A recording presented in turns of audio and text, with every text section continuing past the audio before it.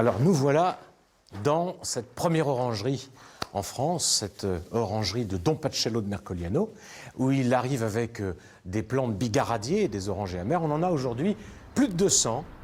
Et c'est la spécificité de ce nouveau venu dans la cour des grands châteaux de la Loire.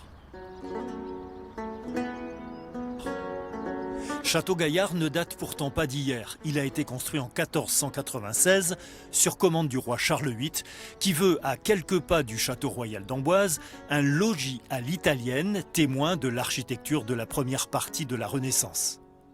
Pour parfaire ce bijou d'élégance, Charles VIII confie la réalisation des jardins à un moine paysagiste, Don Pacello de Mercogliano, l'homme qui plante ici les tout premiers orangers de France.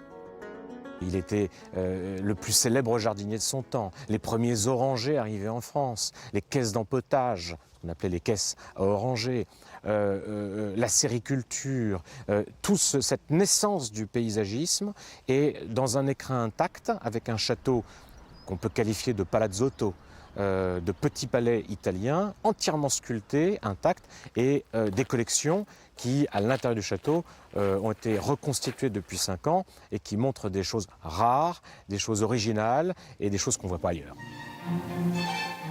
Et il faut au moins cela pour exister aujourd'hui à côté de Chambord, Chenonceau et bien d'autres, dans une économie touristique concurrentielle mais florissante.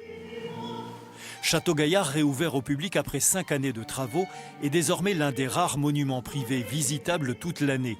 Il se transforme au gré des saisons et se met pour la première fois de sa nouvelle histoire aux couleurs de Noël.